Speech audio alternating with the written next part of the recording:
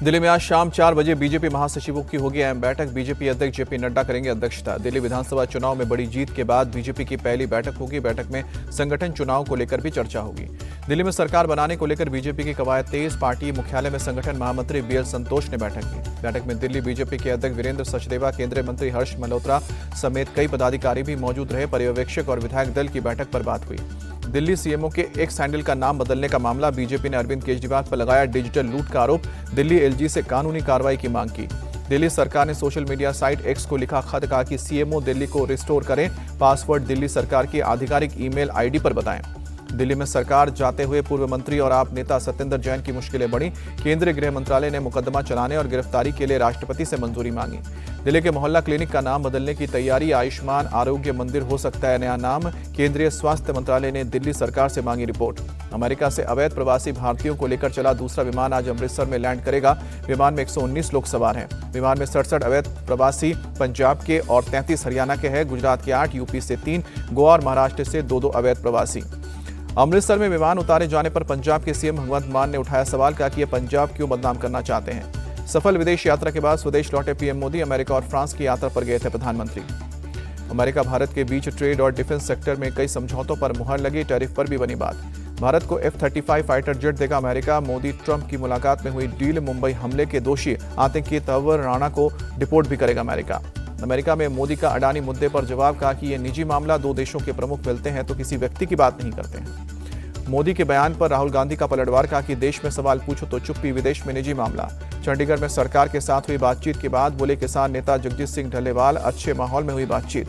22 फरवरी को किसानों के साथ होगी अगली मीटिंग। केंद्रीय कृषि मंत्री शिवराज सिंह चौहान की अध्यक्षता में होगी बैठक।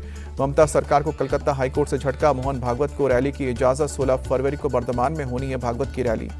न्यू इंडिया कोऑपरेटिव बैंक में 6 महीने तक लेनदेन पर रोक। वित्तीय अनियमितता के बाद रिजर्व बैंक ने लगाया है बैन। लेनदेन पर रोक लगाने के आदेश के बाद न्यू इंडिया कोऑपरेटिव बैंक के ग्राहकों में हड़कंप। बैंक के ब्रांच के बाहर जुटी ग्राहकों की भीड़ आज प्रदर्शन करेंगे।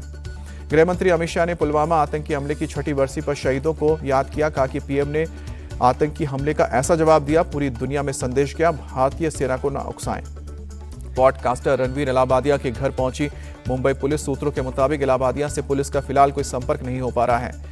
इंडियाज गॉट लैटिन के शो में डटी कमेंट करने वाली अपूर्वा मखीजा को आईफा ने प्रचारकों की सूची से हटाया।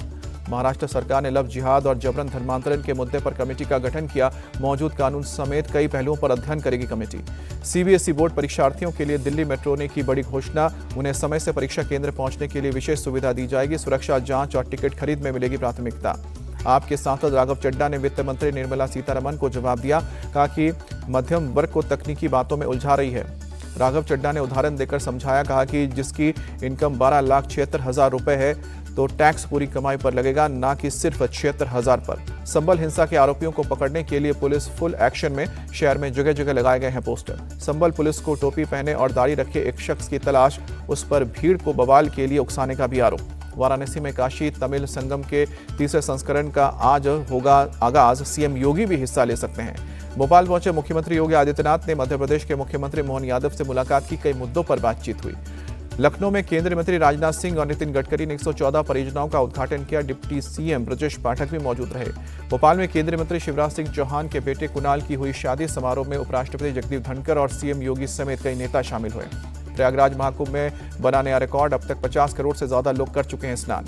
सीएम योगी ने कहा कि कुंभ आयोजन पर 1500 करोड़ खर्च हुए हैं, बदले में 3 लाख करोड़ का लाभ हो रहा है। यूपी की अर्थव्यवस्था मजबूत हो रही है। महाकुंभ की बढ़ती भीड़ को देखते हुए आज से दिल्ली में वंदे भारत स्पेशल ट्रेन चलाई जा रही है। दिल्ली से प्रयागराज जाएंगी Vande Bharat special train. Lok Sabha speaker Om Birla भी आज महाकुंभ जाएंगे। गोवा के सीएम प्रमोद सावंत भी लगाएंगे आस्था की डुबकी। शुक्रवार को महाराष्ट्र के सीएम देवेंद्र फडणवीस ने संगम में लगाई आस्था की डुबकी। महाकुंभ का फोटो शेयर किया। महाराष्ट्र के मुख्यमंत्री देवेंद्र फडणवीस ने कहा कि बहुत खुशी है कि मुझे परिवार के साथ महाकुंभ में जाने और पवित्र स्नान करने का मौका मिला। महाकुंभ में 300 सफाई कर्मचारियों ने रिवर क्लीनिंग में गिनीज वर्ल्ड रिकॉर्ड बनाया। स्वच्छता और पर्यावरण संरक्षण को बढ़ावा देने का उद्देश्य। महाकुंभ में लोगों को जागरूक करने के लिए डाबर कंपनी की अनोखी पहल। डेंटल हेल्थ की मजबूती के लिए नुक्कड़ नाटक का आयोजन। डाबर कंपनी ने अपने सुपरहिट ब्रांड डाबर लाल टूथपेस्ट को जनता के सामने रखा, उसके फायदे बताए। अयोध्या में उमड़ी रही है भक्तों की भारी भीड़। महाकुंभ के पवित्र स्नान के बाद भगवान राम के दर्शन के लिए जा रहे हैं लोग। मध्य प्रदेश के सिंगरौली में ट्रक से टकराने के बाद बाइक सवार 2 युवकों की मौत के बाद बवाल, नाराज भीड़ ने कई वाहनों को आग के हवाले किया। गुजरात के कच्छ में कंपनी में लगी भीषण आग, आसमान में धुएं का गुबार उठा। महाराष्ट्र के गढ़चिरौली में 3 नक्सलियों ने पुलिस और सीआरपीएफ के सामने सरेंडर किया। तीनों नक्सलियों पर 38 लाख रुपए का इनाम था। विमेंस प्रीमियर लीग में आज मुंबई इंडियंस और दिल्ली कैपिटल्स का मुकाबला। शाम को 7:30 बजे बड़ोदरा में खेला जाएगा मैच। वुमेन्स प्रीमियर लीग 2025 की पहली जीत आरसीबी के नाम। ओपनिंग मैच में गुजरात जायंट्स को 6 विकेट से हराया।